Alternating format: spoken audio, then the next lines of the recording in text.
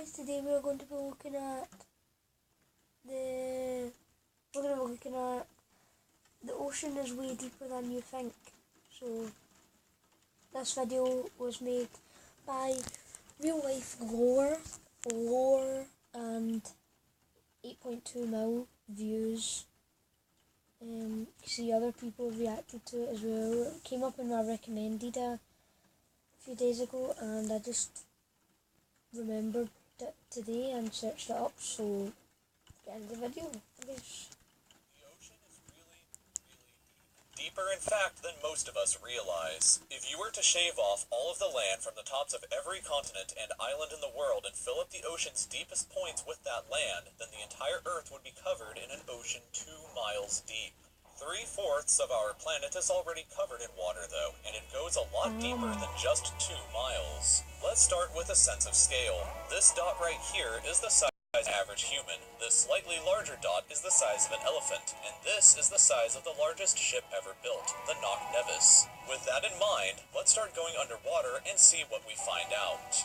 The first milestone is at 40 meters below the surface, which is the maximum depth allowed for recreational scuba diving. A little further down at 93 meters is where the wreck of the Lusitania was discovered, which is interesting because the Lusitania itself is 240 meters long, which means that it sank in water shallower than it is long, so if the ship was standing on its stern or bow, it would be sticking out of the water.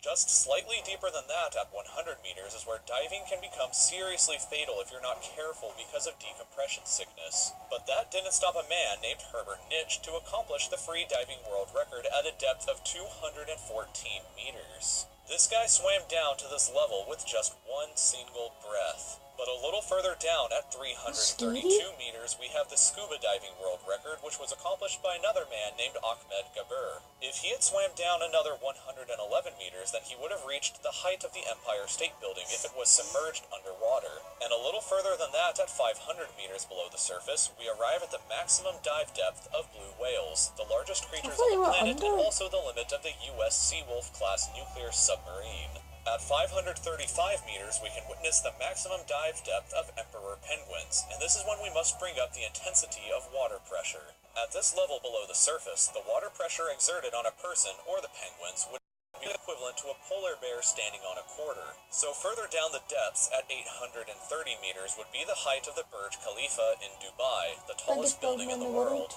Once we hit 1,000 meters below the surface, we begin to enter the scary zone.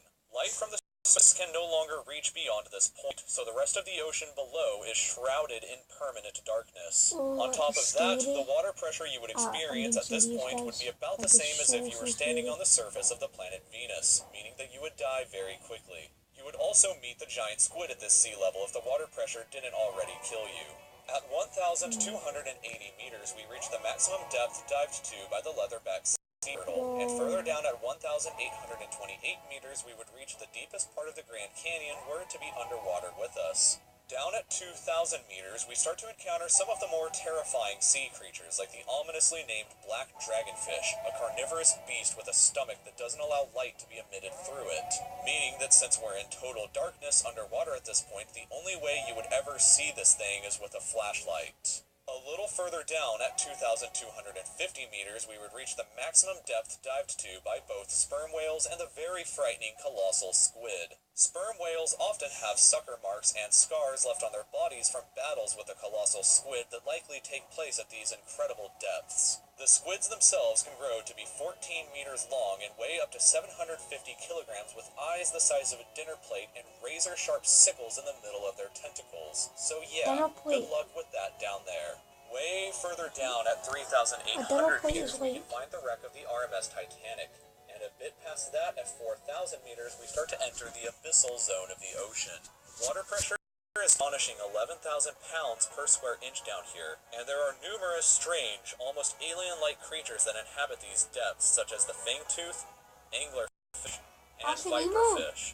Down at 4,267 meters is the average depth of the ocean, where you would normally expect to hit the floor, but there are parts of the ocean that go significantly deeper than even this. At 4,791 meters rests the wreckage of the battleship Bismarck, sunk during World War II, and way down at 6,000 meters is the beginning of the Hadal Zone, named after the underworld Hades itself. The water pressure down at these depths can become 1,100 times what you would experience way back on top at the surface, which is roughly equal to an elephant balancing on a postage stamp or a single person carrying the weight of 50 Boeing 747 jumbo jets. Down at these depths, you would be crushed immediately without any outside protection, but life still exists down here in various strange forms. At 6,500 meters, we reach the maximum depth that the DSV Alvin can dive to, a popular research submarine that helped to discover the Titanic. Way further down at 8,848 meters below the surface, and we have arrived at the height of Mount Everest, where to be upside down and placed underwater. And then way further past Mount Everest is 8,000 meters high. I thought it was like 20,000 meters.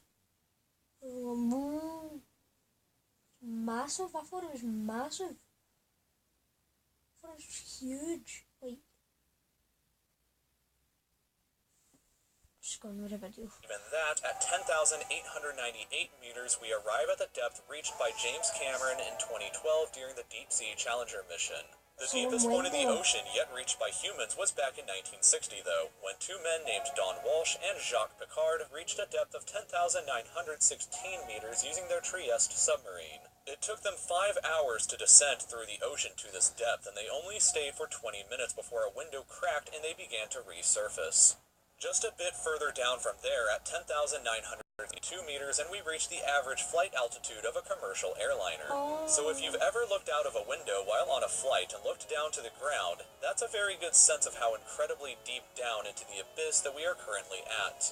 Finally, when we hit 10,994 meters, we have hit the bottom of the known ocean, called the Challenger Deep, right here on this map, just about 300 kilometers southwest of Guam Island. However, it is believed that there are almost certainly even deeper parts of the ocean than this that just haven't been discovered yet. It was 1897, after all, that the Sirena Deep was discovered with a depth of 10,732 meters, making it the second deepest known point in the ocean. It is estimated that only about 5% of the ocean's floor has been accurately mapped, leaving the other 95% to be currently a mystery. It may be only a matter of time before an even deeper part of our ocean is found, and who knows what we may discover there. So thank you for taking the time to watch this video. If you'd like to stay up to date with videos in the future just like this one, then you can subscribe. Okay.